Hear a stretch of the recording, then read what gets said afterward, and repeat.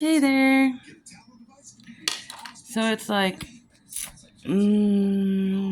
December 29th, I believe. My mom's birthday is coming soon. I remembered. Anyways, so I was just thinking about a happy birthday, mama. That's what I was getting at. I was thinking about this time that I was going to tell about the story on about when I was about 16, 17 years old and living in Petoskey, Michigan. Well, we lived in Alanson, excuse me. Alanson, Michigan. Where is the little stand at? Sorry about that. Okay, so we lived in Alanson, Michigan, and woo, hung out at Petoskey waterfront and all that stuff. And I worked at Glenn's, which is it's their Kroger grocery store in northern Michigan. You know how we have Dillon's in Kansas and in Wichita, and then in Colorado we have King Soopers. So this one is called Glenn's, and my friend and I and her boyfriend and my boyfriend, I believe. No, it was her little brother, and he wasn't my boyfriend at the time, and he wasn't her boyfriend at the time either, because we dated him like 3 years apart, kind of thing. And anyways, we decided to go and oh my gosh, we were stupid little kids. I was 16 or 17, like I said, underage. So, and plus this was many, many, many, many, many, many years ago. Many, because I'm old now. Um, to get to, we needed money really bad. We thought we did. So we stole a newspaper stand from outside of Glenn's, and yeah, we were stupid. So I drove my little Chevy Lumina, 1991 Chevy Lumina that I had. Had a big old trunk and a big old back seat and stuff. So I drove it over there into this newspaper stand that was on the kind of edge of the shopping mall thing where the Glens was at. They loaded it into the back of my trunk, and we took it behind Glenn's because there's this little drive path that you have that leads down to Lake Michigan. And we used to go there, like when I worked there, we used to go there for lunchtime sometimes, and go smoke our tweeds, and then go back to work all stizzinged. But anyways, so we went back there, and like dummies, none of us knew how we were going to get this thing open, which we figured it out. But then we realized that there's like a little hopper in there, kind of like at the casino, there's a little hopper.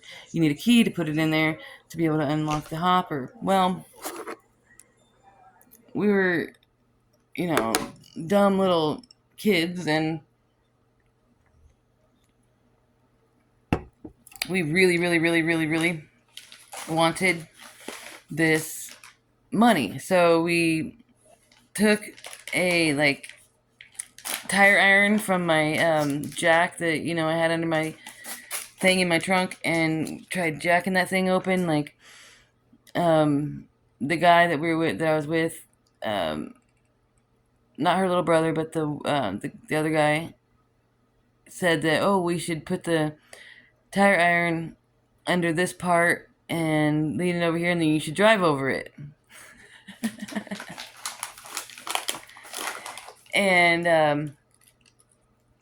I was like, no, because I am very bossy, if you can imagine that. I'm like, no, it's gonna ruin my car, it's gonna ruin my tire, or ruin my tire iron, and then it's gonna probably pop up, and it's going to bust a gas tank or something weird and crazy like that. And so they continued beating it for about an hour.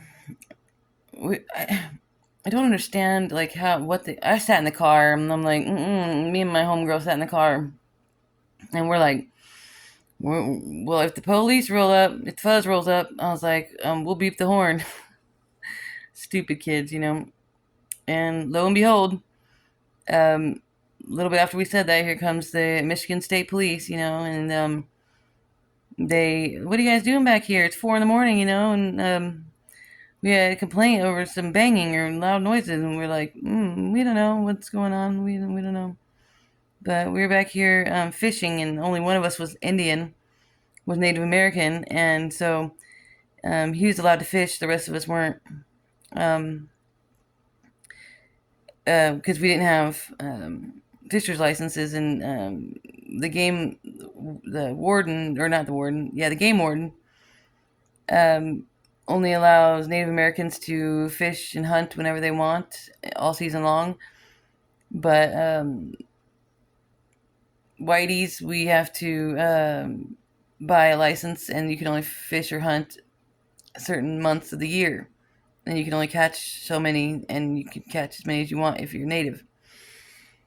So we were like, we're just watching. He's fishing, and but we're helping him make poles. We're out here using different items, trying to make poles and stuff. And the cops kind of looked around my car and looked around the woods a little bit and looked at the beach where we were at, and they were like, okay, we'll carry on. And we couldn't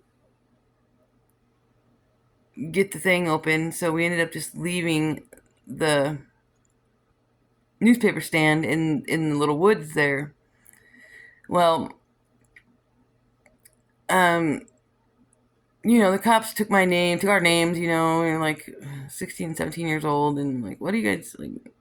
Well, because we heard that if you come here and you go fishing early in the morning, that's when the fish bite better, and he's like, well, the best place to go would be down past the harbor and go to the bridge. That's where the trout, are really, really swimming. They're really hitting over there, And we're like, okay, we're going to head that way, whatever. And, the next day, anyways, the girl, my homegirl, and I, we went to school together. We went to Crooked Tree High School, Crooked Tree Center, and which is an alternative school in northern Michigan for, punk kids, punk teenagers. Um, because I had ditched school so much in ninth and 10th grade that by the time I moved to Michigan, it was like, I was still ahead of everybody. I was still,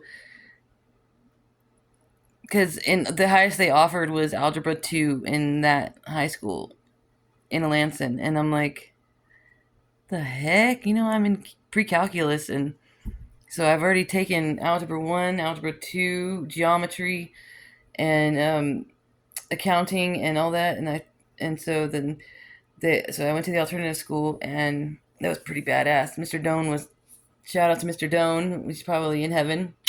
Rest in peace, Mr. Doan. He was badass, and Mr. Hines, he's pretty cool too.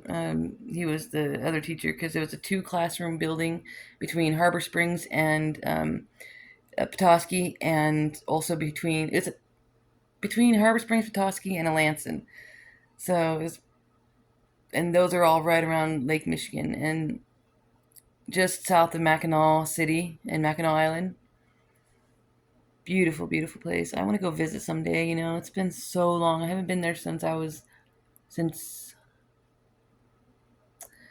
left there in 2004. Things have really changed, eh? I met some wonderful people up there that I'll never forget. They've changed my life. They changed everything about me. They're amazing people. And some bad people, but, like, they changed your life too. You need bad people to even out to make the good look better. You know what I'm saying? Like, if everybody was good, then nobody would be good. You see what I'm saying? Everybody would be normal. So you need bad people to make the good people look better. And you need worse people to make the bad people look not so bad. And you need people like me to make the crazy people look sane.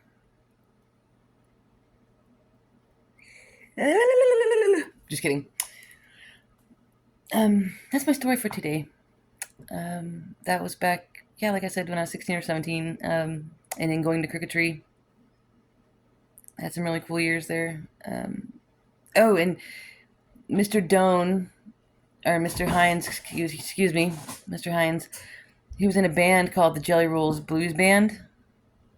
And so when the singer Jelly Roll came out a couple years ago, um, I was like, "You mean Jelly Roll's Blues Band?" I was like, "What?" And everybody's like, "I guess. I don't know. I guess that's what he's called, you know." And I was like, "Oh my gosh, Mr. Hines made it big, Mr. Hines! Oh my gosh, that's so cool!" And I was like, "Dang, he got fat."